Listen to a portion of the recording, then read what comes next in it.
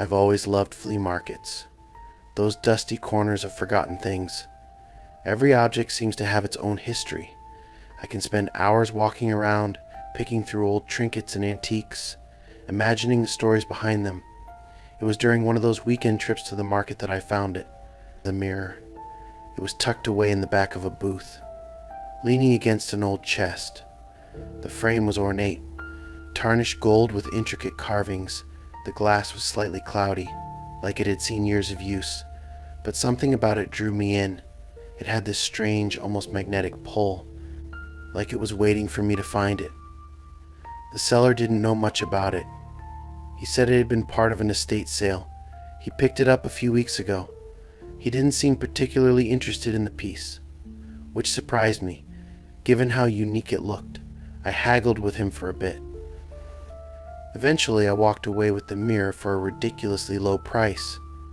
I took it home and hung it in my living room, right above the fireplace. It fit perfectly with the rest of my decor, like it was meant to be there. For the first few days, I didn't notice anything strange. It was just a mirror after all. But then things started happening. At first, it was small things. I would come home from work and find objects in my living room moved slightly out of place. A book on the coffee table would be turned the wrong way, or a picture frame would be tilted. I chalked it up to absent-mindedness. Maybe I was just forgetting where I had put things, but then one night I saw it. I was sitting on the couch, watching TV. I glanced at the mirror. There was something in the reflection, something that shouldn't have been there. It was faint, like a shadow, just on the edge of the glass. I turned around to look behind me, but there was nothing there.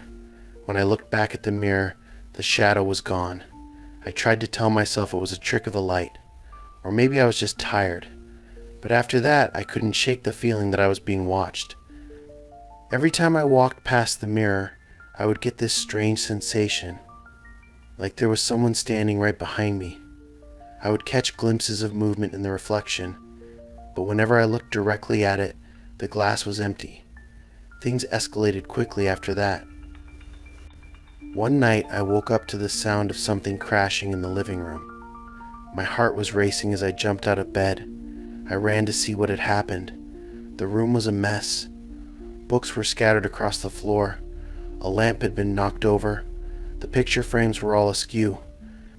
But the mirror was untouched, hanging there like nothing had happened. And then I saw it, my reflection. But it wasn't just me. There was someone else standing behind me, just barely visible in the glass, a figure shrouded in darkness. I spun around, but again, there was no one there. When I turned back to the mirror, the figure was gone. That was when I knew I had to get rid of it. I took the mirror down that night, wrapped it in an old blanket. I shoved it into the back of a closet. I didn't want to look at it, didn't want to feel its eyes on me anymore. But even hidden away, I couldn't escape it. The strange occurrences didn't stop. If anything, they got worse. I would hear whispers late at night, soft voices that seemed to come from the walls, and always that sensation of being watched, like someone, or something, was just out of sight. A few days later, I decided to take drastic action. I loaded the mirror into my car. I drove it to the dump. I didn't care about the money I had spent on it. I just wanted it gone. I watched as the workers took it from my car. They tossed it into a pile of broken furniture and debris. For the first time in weeks, I felt a sense of relief. Or at least I thought I did. The next morning I woke up. I walked into the living room. There, hanging above the fireplace, was the mirror. I couldn't breathe. My hands were shaking as I stared at it. It was impossible. I had gotten rid of it. I knew I had. But there it was, as if it had never left. I told myself I must have been dreaming. Maybe I hadn't really taken it to the dump at all. The days were starting to blur together. My memories were hazy and confused, but the mirror, it was always there, staring back at me, reminding me that I couldn't escape it. I tried again. This time I took the mirror far out of town. I left it in an empty field, miles away from home. I watched it as I drove off, making sure it stayed there. But the following day, it was back in my living room, hanging in its usual spot. I started to doubt myself. Did I really leave it in the field? Or had I imagined the whole thing? My mind felt foggy, like I was forgetting parts of the day, losing track of time. Every time I thought I had gotten rid of the mirror, it was right back where it had always been. I don't know what this thing is, or how it keeps coming back. All I know is that I can't escape it. The whispers are constant. The feeling of being watched never leaves me. Sometimes when I look into the mirror, I see that figure standing behind me again. I've started covering the mirror with a sheet, hoping that will stop whatever is inside from watching me. But even as I do that, I question whether the sheet is really there. Did I cover it? Or did I just think I did? I'm losing track of what's real and what's not. The mirror knows that. It's playing with me, twisting my thoughts until I can't trust myself anymore. I don't know how much longer I can live like this. I'm scared that one day, when I look in the mirror, the figure won't be behind me anymore. It'll be standing right next to me.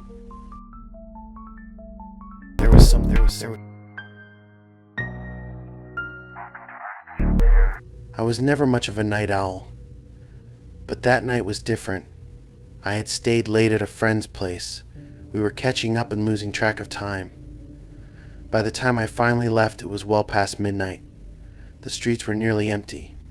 The city was quieter than usual, and I couldn't help but feel uneasy. I hate taking public transport so late, so I decided to call a taxi instead of taking the bus.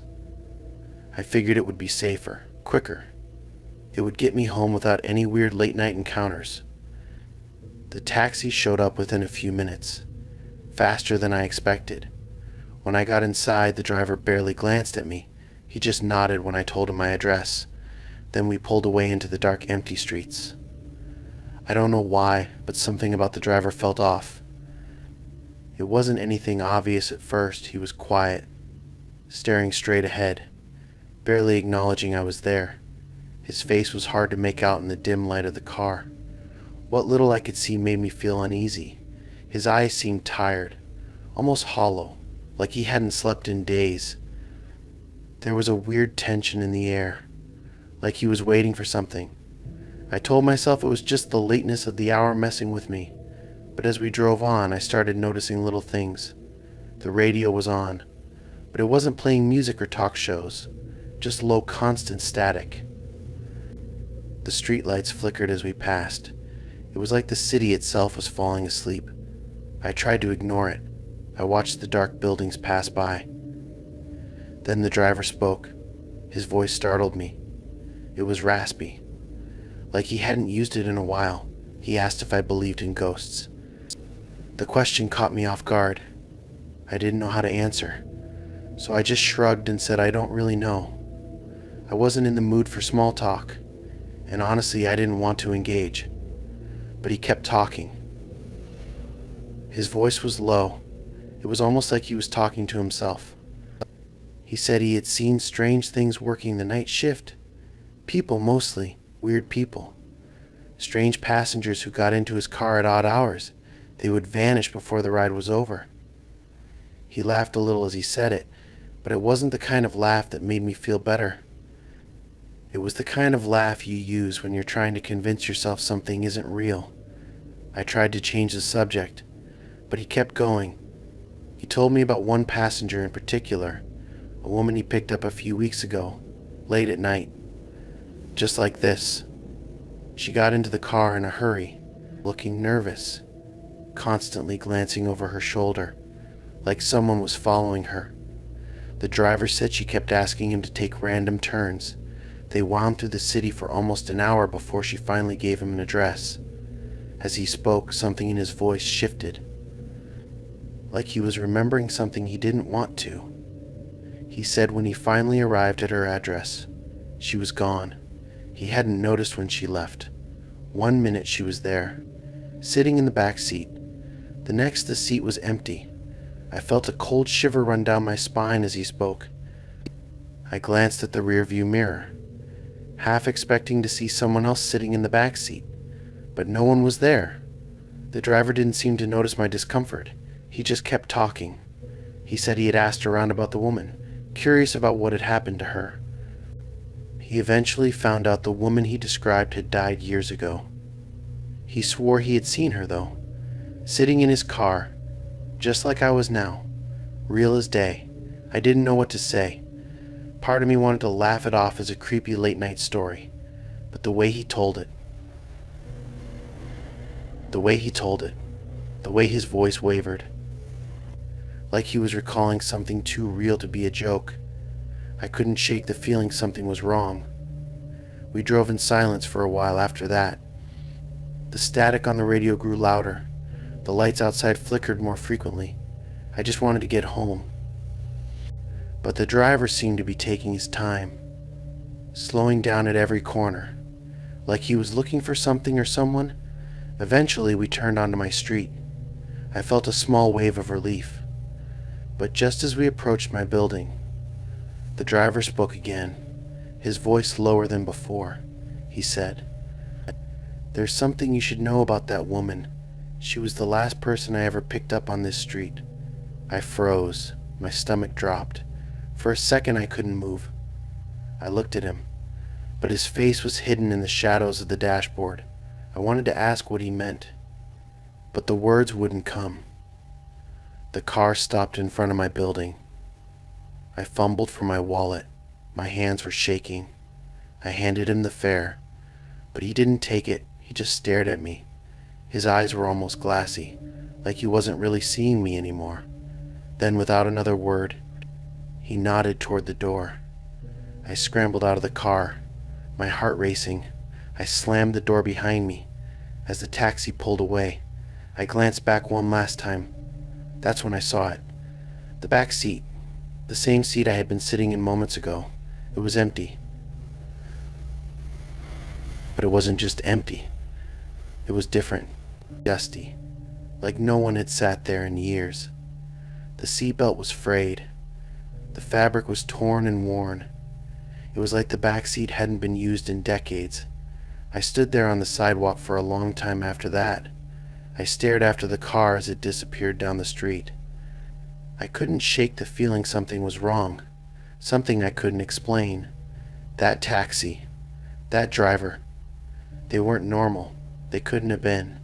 I haven't taken a late-night taxi since.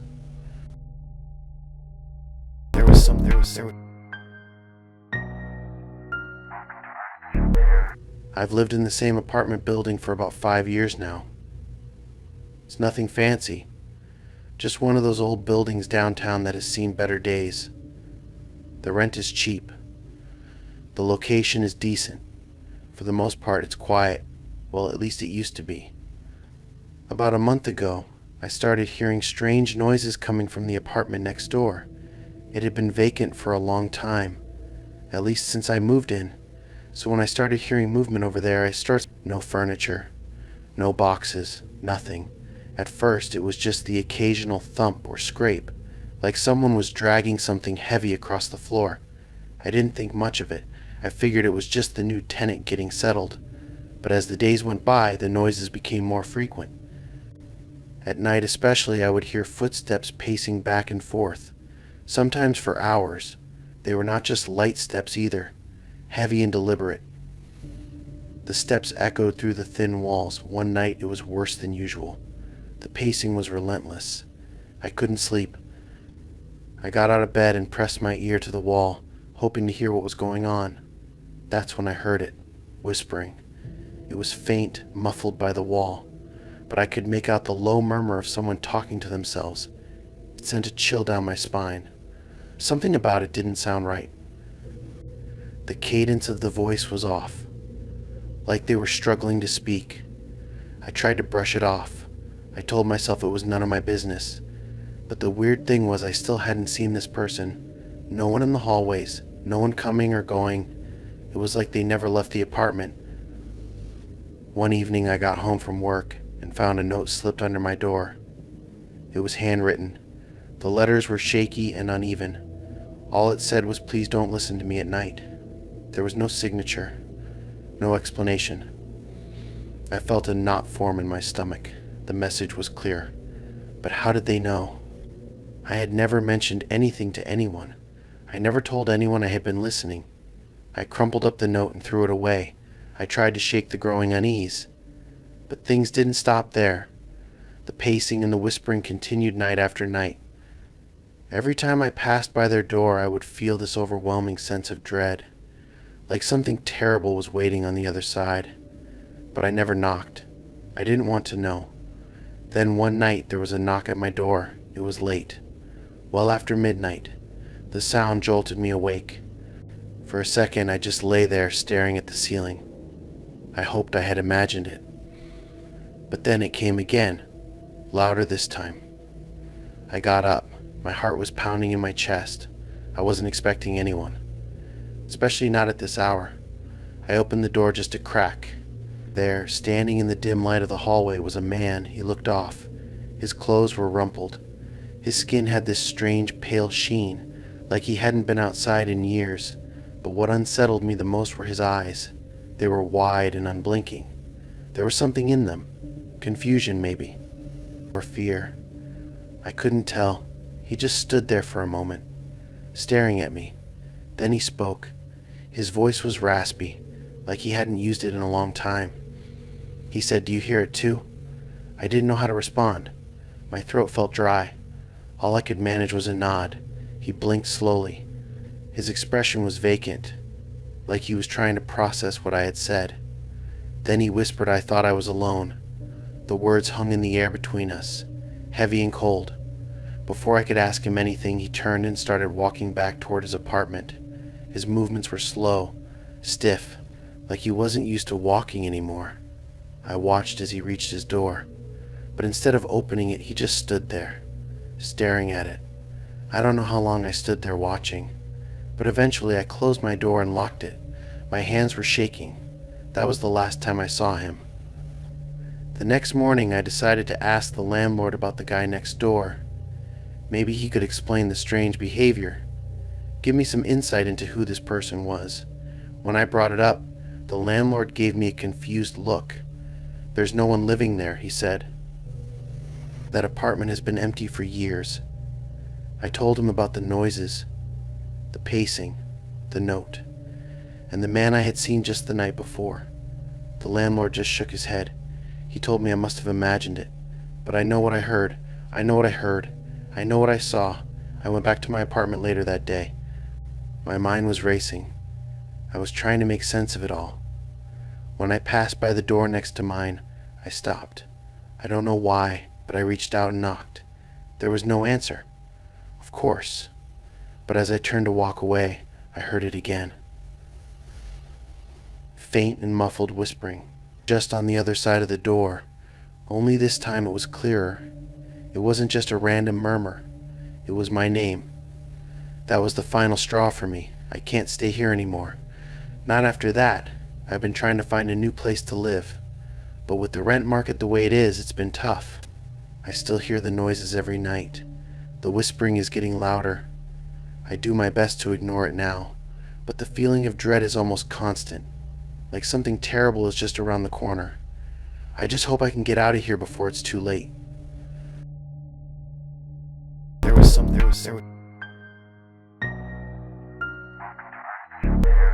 When I first moved into this house, I didn't expect to find anything unusual.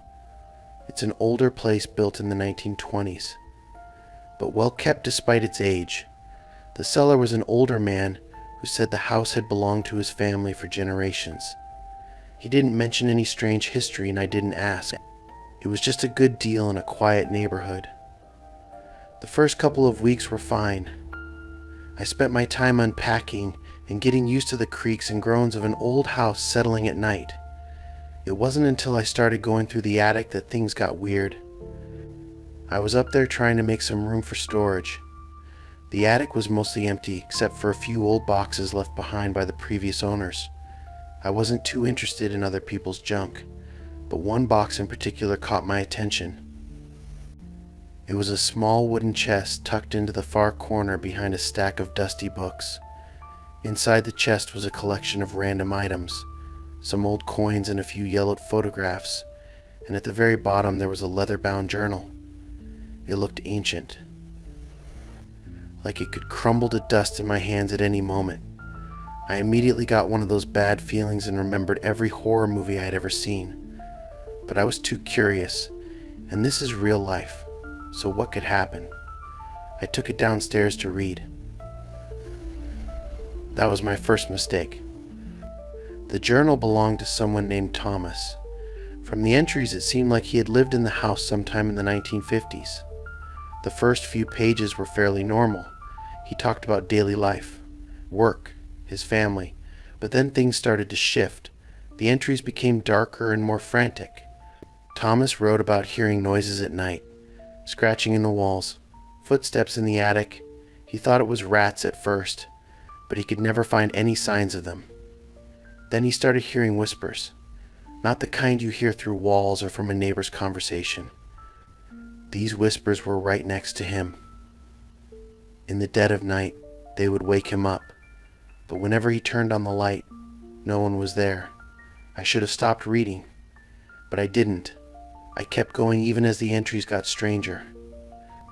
Thomas started talking about seeing figures standing in the corners of rooms, shadows moving across the walls when there was no one there to cast them.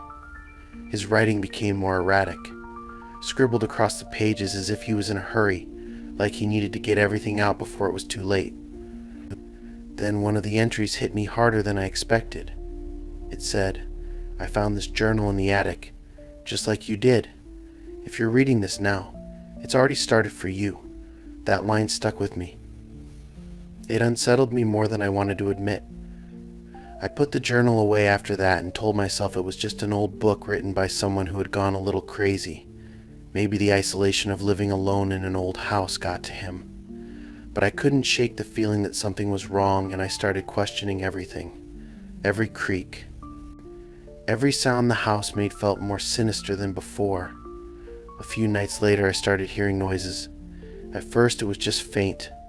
There were scratching sounds coming from the walls. I told myself it was the house settling, or maybe a mouse. Just like Thomas had done. Old houses make noises, right? But then came the footsteps in the attic.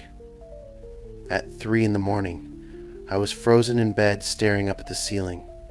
It was so clear, like someone was walking around up there, heavy boots dragging across the floor. The next morning I went up to the attic to check, but there was nothing. No footprints in the dust and no signs that anyone had been there. But I knew what I had heard. I knew something was wrong. And yet, part of me started doubting myself. Was I just hearing things? Imagining things? I thought about that line from the journal. It's already started for you. That's when the whispers began. It was subtle at first, just a faint murmuring at the edge of my hearing. I tried to ignore it. I was convinced I was imagining things, but the whispers grew louder, closer, until I couldn't ignore them anymore. They woke me up at night. Soft voices in the dark right next to my bed. I knew it wasn't real. At least I tried to convince myself it wasn't. But the more it happened, the harder it became to hold on to that belief. One night I finally broke. I sat up in bed and yelled out, "Who's there?" The whisper stopped, but in the silence I heard something else. A low creak, like someone shifting their weight just outside my bedroom door. My breath caught in my throat and I slowly turned to look, half expecting to see something like someone standing in the doorway. There was nothing. I was starting to lose it. I knew it, but I couldn't stop myself from going back to the journal. I had to know what happened to Thomas. Maybe there was something in his writing that would explain all of this. A way to stop it. A way to keep me from falling into the same madness. When I opened the journal again, I saw that I had missed the last few pages. Thomas's writing was barely legible at that point. Shaky and scrawled across the paper. It said, "I can't take it anymore." The shadows. The voices, they're everywhere now. I see them in every room. I feel them watching me while I sleep. I tried to leave the house, but I can't. Every time I step outside, I feel them pulling me back. The final entry was just 3 words written over and over, filling the entire page. Don't look back. I don't know what happened to Thomas. I never found out what made him snap, but after reading those final words, I did something I probably shouldn't have.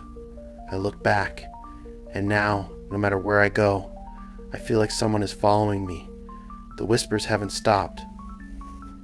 The shadows are still there, and I can't tell if they're real or just in my head. I don't know if it's this house or if it's me, but I think I'm going crazy too. Just like Thomas. There was something.